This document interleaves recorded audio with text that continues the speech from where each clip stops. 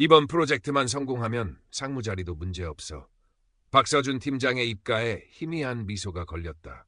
초고층 빌딩 42층, 그의 사무실 통유리창 너머로 서울의 야경이 까마득하게 펼쳐져 있었다. 금요일 밤 11시. 대부분의 사무실이 불 꺼진 지 오래였지만 IT 기업 넥서스의 신규 AI 플랫폼 이카루스 출시를 앞둔 그의 팀 사무실은 환하게 불을 밝히고 있었다.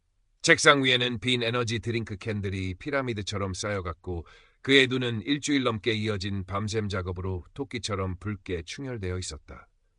며칠 전 아내의 걱정 어린 목소리가 담긴 전화에도 바쁘다, 나중에 라며 신경질적으로 끊어버린 자신이 떠올랐지만 곧 고개를 저었다. 성공을 위해서는 사소한 감정 따위는 사치였다. 팀장님, 최종 QA 리스트 정리 끝났습니다. 밤샘 작업으로 캔한 눈의 부팀장이 다가와 보고했다. 서준은 날카로운 눈으로 모니터를 훑으며 몇 가지를 더 지시했다. 그의 머릿속은 오직 완벽한 성공, 그리고 그 뒤에 따라올 보상에 대한 기대감으로 가득 차 있었다. 가난했던 어린 시절, 무능하고 폭력적이었던 아버지 밑에서 그는 오직 성공만이 자신을 구원할 유일한 길이라 믿었다. 명문대를 졸업하고 넥서스에 입사한 이후 그는 앞만 보고 달렸다. 동료를 밟고 일어서는 것도, 때로는 비겁한 수를 쓰는 것도 마다하지 않았다. 그렇게 해서 얻은 현재의 팀장 자리였다. 하지만 마음 한구석의 공허함은 좀처럼 채워지지 않았다. 더 높은 곳으로, 더 많은 것을 가져야만 이 지긋지긋한 허기를 잠재울 수 있을 것 같았다. 출시 뒤윈. 최종 리허설 프레젠테이션이 열리는 대강당, 수십 명의 임원들과 관계자들이 지켜보는 가운데 서준은 마지막 점검을 위해 무대에 섰다.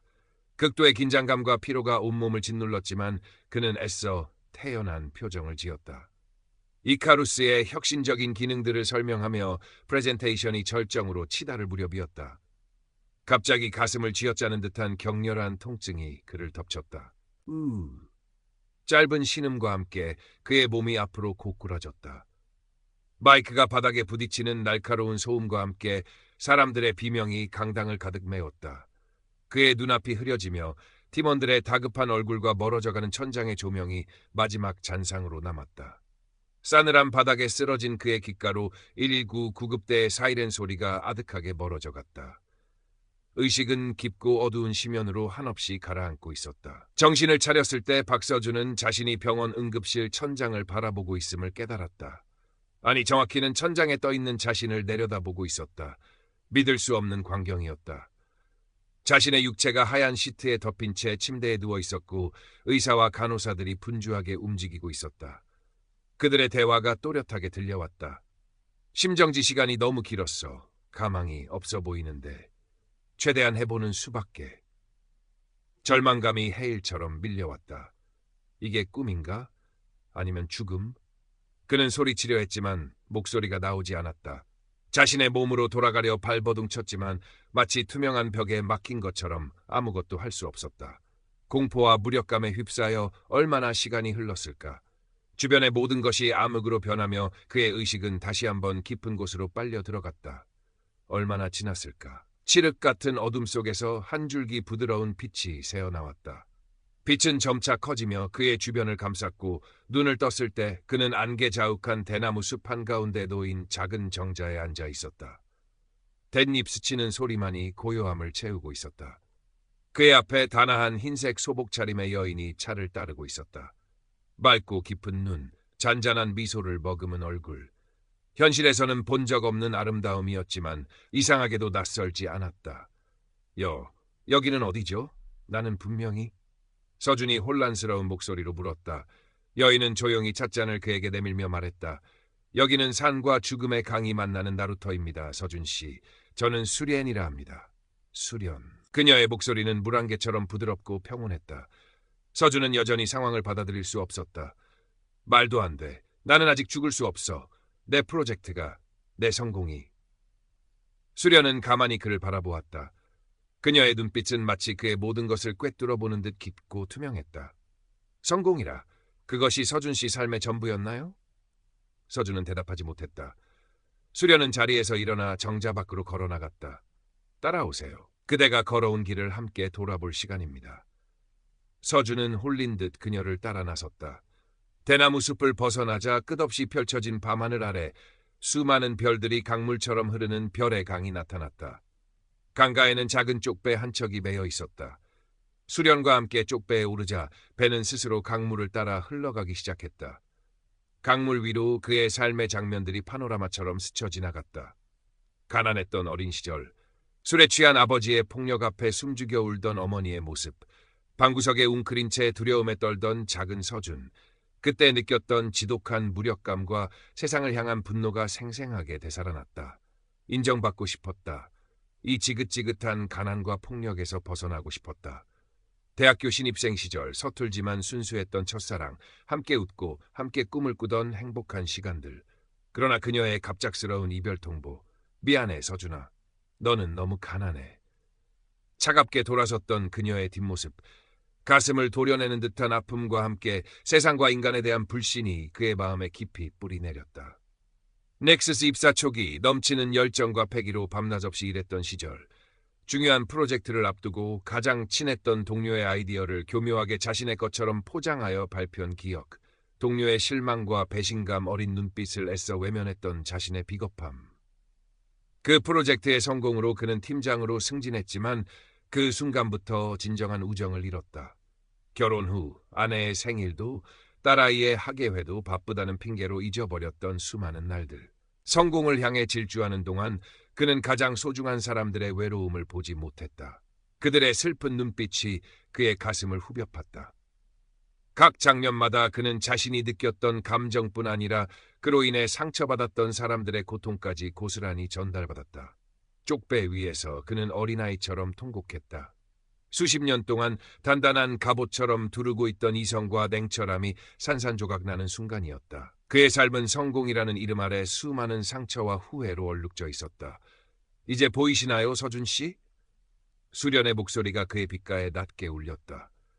그대가 그토록 원했던 성공이라는 탑, 그 탑을 쌓아 올리기 위해 그대는 무엇을 잃었는지. 서준은 고개를 들지 못했다. 그의 어깨는 참회의 무게로 한없이 무거웠다. 얼마나 시간이 흘렀을까. 별의 강의 흐름이 잦아들고 쪽배는 잔잔한 호숫가에 멈춰섰다. 호수에는 수만 송이의 연꽃이 만발하여 은은한 향기를 내뿜고 있었다. 수련은 서준의 손을 잡고 배에서 내렸다. 그대의 삶은 실패작이 아닙니다, 서준 씨. 수련이 부드럽게 말했다. 모든 경험은 배움의 과정이었을 뿐 이제 그 배움을 통해 새로운 선택을 할 시간입니다. 서준은 눈물 어린 눈으로 수련을 바라보았다. 새로운 선택이라니요? 저는 이미 끝났는데. 끝은 또 다른 시작을 의미하기도 하지요. 수련은 미소 지으며 호숫가를 가리켰다. 저 연꽃들을 보세요. 진흙 속에서 피어나지만 더러움에 물들지 않고 맑고 깨끗한 아름다움을 피워냅니다. 그대의 영혼도 마찬가지입니다. 수련과의 대화는 며칠 밤낮으로 이어졌다. 그녀는 서준에게 정답을 알려주는 대신 끊임없이 질문을 던지고 스스로 답을 찾도록 이끌었다. 그대가 진정으로 원했던 것은 무엇이었나요? 타인의 인정이었나요? 아니면 자기 영혼의 만족이었나요? 그 높은 곳에 오르면 행복할 것이라 믿었나요? 행복은 과연 외부에서 오는 것일까요? 아니면 내부에서 피어나는 것일까요? 진정한 성공이란 무엇일까요? 더 많은 것을 소유하는 것일까요? 아니면 더 깊이 사랑하고 연결되는 것일까요? 수련은 서준에게 가면을 벗고 진정한 자신을 마주하는 법을 이야기했다. 사회가 만들어 놓은 기준과 타인의 시선에서 벗어나 자신의 내면의 목소리에 귀 기울이는 것의 중요성을 일깨워 주었다. 모든 존재는 보이지 않는 끈으로 연결되어 있으며 타인에게 베푼 친절은 결국 자신에게 돌아오고 타인에게 준 상처는 자신을 병들게 한다는 우주의 법칙을 설명했다. 두려움 대신 사랑을 선택할 때 삶은 기적으로 채워진다는 것도. 서준은 지난 삶 동안 자신이 얼마나 많은 가면을 쓰고 살아왔는지 깨달았다. 유능한 팀장, 냉철한 전략가, 빈틈없는 완벽주의자. 그러나 그 가면 뒤에는 늘 불안하고 외로운 어린아이가 숨어 있었다. 그는 처음으로 자신의 약함과 불완전함을 인정했다. 그리고 그 불완전함 속에서 오히려 진정한 인간다움을 발견할 수 있었다. 어느 날 수련은 서준을 호수 한가운데 떠있는 작은 섬으로 안내했다. 그곳은 마치 순수한 빛으로만 이루어진 공간 같았다. 세상의 모든 소음과 번뇌가 사라지고 오직 완전한 평화와 조건 없는 사랑만이 존재했다. 그곳에 있는 것만으로도 그의 상처받은 영혼은 치유되는 듯했다. 온몸의 세포 하나하나가 기쁨으로 진동하는 것을 느꼈다. 그는 그곳에서 태어나 처음으로 완전한 안식과 충만함을 느끼며 뜨거운 눈물을 흘렸다. 이것이 천국일까? 그렇다면 영원히 이곳에 머물고 싶었다. 그러나 수련은 그의 마음을 읽은 듯 말했다. 이곳은 그대가 잠시 쉬어가는 정거장일 뿐 영원히 머무를 곳은 아닙니다. 왜죠? 저는 이곳이 너무나 좋은데요. 서준이 간절한 눈빛으로 물었다. 그대의 배움은 아직 끝나지 않았기 때문입니다. 그대가 지상에서 밝혀야 할 등불이 남아 있습니다. 이곳에서 얻은 빛과 사랑을 가지고 돌아가 그대의 산과 주변을 밝히십시오. 돌아가야 한다니. 다시 그 치열하고 냉혹한 현실로 가면을 쓴 사람들 사이로 돌아가야 한다니. 서준은 생각만 해도 숨이 막혔다. 하지만 그의 마음 한편에서는 작은 목소리가 들려왔다. 그래도 아직 내가 할 일이 남아있을지도 몰라. 잊고 지냈던 작은 인연들, 아직 전하지 못한 진심, 그리고 무엇보다 사랑하는 아내와 어린 딸아이의 얼굴이 떠올랐다. 그들을 두고 이대로 떠날 수는 없었다. 그때였다. 아주 희미하지만 분명하게 멀리서 자신을 부르는 소리가 들려왔다. 아빠, 아빠, 가지마. 어린 딸아이의 울음 섞인 목소리였다. 그리고 뒤이어 아내의 애절한 절규. 여보, 제발, 제발 눈 좀 떠봐요. 서준 씨, 당신 없이 우린 어떻게 살라고. 가슴이 미어지는 듯한 고통과 함께 강렬한 사랑의 에너지가 서준을 감쌌다. 가족에 대한 미안함과 사무치는 그리움, 그리고 삶에 대한 마지막 희망이 그의 영혼을 뒤흔들었다. 수련이 그의 손을 부드럽게 잡았다.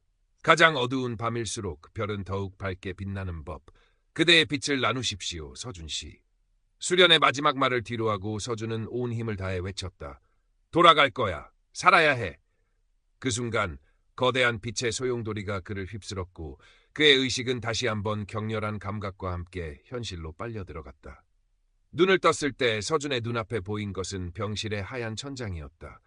코를 찌르는 소독약 냄새, 규칙적으로 울리는 의료기기 소리, 그리고 그의 손을 꼭 잡고 있는 아내의 눈물 어린 얼굴과 침대맡에 엎드려 잠든 딸아이의 작은 뒷모습. 여보. 목이 잠겨 갈라진 목소리가 겨우 새어나왔다. 아내가 화들짝 놀라 고개를 들었고 그의 얼굴을 확인하자마자 와락 울음을 터뜨렸다. 기적적으로 의식을 회복했지만 현실로의 복귀는 생각보다 훨씬 힘들었다. 임사체험 중 경험했던 절대적인 평화와 사랑, 그리고 깊은 깨달음은 현실 세계의 각박함과 너무나도 달랐다. 세상의 모든 소음이 참을 수 없이 크게 들렸고 사람들의 가식적인 미소와 의례적인 대화는 역겹게 느껴졌다. 한동안 그는 극심한 무기력감과 우울증에 시달렸다. 잠을 자면 다시 그 평화로운 연꽃 호수로 돌아갈 수 있을까 하는 헛된 기대를 품기도 했다. 하지만 이전과는 분명히 달라진 점이 있었다. 예전처럼 쉽게 분노하거나 좌절하지 않았다. 아주 작은 것들에도 감사하려 노력했고 무엇보다 아내와 딸에게 서툴지만 진심으로 자신의 감정을 표현하기 시작했다. 주말에는 딸아이와 함께 공원에 나가 서툰 솜씨로 그림을 그려주었고 아내에게는 매일 아침 따뜻한 차를 건네며 짧은 대화를 나누었다. 몇 달 후 서준은 회사로 복귀했다. 넥스스의 사무실은 여전히 숨막히는 경쟁과 실적 압박으로 가득했다. 정우진 상무는 그의 복귀를 반기면서도 이전과 달라진 그의 눈빛에서 미묘한 불안감을 읽었다. 박 팀장, 몸은 좀 괜찮나? 밀린 일이 산더미야. 빨리 예전처럼 페이스 올려야지. 정 상무의 목소리에는 은근한 압박감이 실려 있었다. 서준은 조용히 고개를 끄덕였지만 그의 마음은 복잡했다. 예전처럼 일에만 몰두할 수 있을까? 아니, 그렇게 살고 싶지 않았다. 변화는 아주 작은 것에서부터 시작되었다. 회의 시간에 정 상무의 의견에 무조건 동조하기보다 그는 팀원들의 의견을 먼저 경청하고 조율하려 했다. 실적이 부진한 팀원에게 질책 대신 함께 해결책을 찾아보자고 다독였다. 불필요한 야근을 줄이고 정시 퇴근을 독려했다. 그의 변화에 동료들은 처음에는 의아해하거나 심지어 비웃기도 했다. 박 팀장, 쓰러지더니 사람이 변했나? 수군거리는 소리도 들려왔다. 정 상무와의 갈등은 예상대로 깊어졌다. 그의 새로운 업무 스타일은 정 상무의 눈에는 나약함과 능력 부족으로 비쳤다. 중요한 프로젝트에서 서준을 배제시키려는 움직임도 노골적으로 드러났다. 힘든 시간이었지만 서준은 흔들리지 않으려 애썼다. 그에게는 임사체험에서 얻은 내면의 목소리가 있었고 무엇보다 그의 변화를 조용히 지지해주는 사람이 생겼기 때문이었다. 같은 팀의 젊은 사원 김민재였다. 민재는 회사 내에서 보기 드물게 순수하고 이상주의적인 청년이었다. 처음에는 서준의 갑작스러운 변화를 의아하게 생각했지만 점차 그의 진심을 느끼고 조심스럽게 다가왔다. 팀장님, 요즘 많이 달라지신 것 같아요. 전 지금의 팀장님이 훨씬 더 좋아 보입니다. 어느 날 점심시간, 민재가 회사 근처 작은 공원에서 함께 도시락을 먹으며 용기를 내어 말했다. 서준은 민재에게 자신의 임사 체험 이야기를 에둘러 털어놓았다. 민재는 마치 자신의 일처럼 진지하게 귀 기울였고 깊이 공감해 주었다. 그날 이후 두 사람은 단순한 상사와 부하 직원을 넘어 서로의 가치관을 공유하고 지지하는 특별한 관계가 되었다. 정상무의 압박은 더욱 거세졌지만 서준은 민재와 함께 작은 저항들을 이어갔다. 팀 내에 자율적인 스터디 그룹을 만들거나 비효율적인 보고 체계를 개선하자는 건의를 올리기도 했다. 물론 대부분은 정상무에 의해 묵살되었지만 그들의 작은 노력은 조금씩 다른 팀원들에게도 영향을 미치기 시작했다. 냉소와 방관으로 가득했던 사무실에 아주 미약하지만 따뜻한 변화의 바람이 불기 시작한 것이다. 서준의 삶은 여전히 많은 어려움과 갈등으로 채워져 있었다. 하지만 그는 더 이상 과거처럼 불안하거나 외롭지 않았다. 그의 내면에는 수련이 남겨준 평화와 사랑의 등불이 꺼지지 않고 빛나고 있었기 때문이었다. 어느 주말 오후 서준은 딸아이와 함께 집 앞 작은 공터에 연꽃 씨앗 몇 달을 심었다. 작은 손으로 흙을 덮고 조심스럽게 물을 주는 딸아이의 해맑은 얼굴을 바라보며 그는 잔잔한 미소를 지었다. 이 작은 씨앗이 언젠가 아름다운 연꽃을 피워낼 것이라는 것을, 그리고 자신의 삶 또한 그렇게 천천히 그러나 분명하게 변화하고 성장해 나갈 것이라는 것을 그는 믿었다. 그의 책상 위 작은 유리병에 꽂힌 푸른 새싹처럼 그의 마음속에도 새로운 희망이 싱그럽게 자라나고 있었다. 세상은 여전히 각박했지만 그의 눈에 비친 세상은 이전과는 분명 다른 색깔로 빛나고 있었다.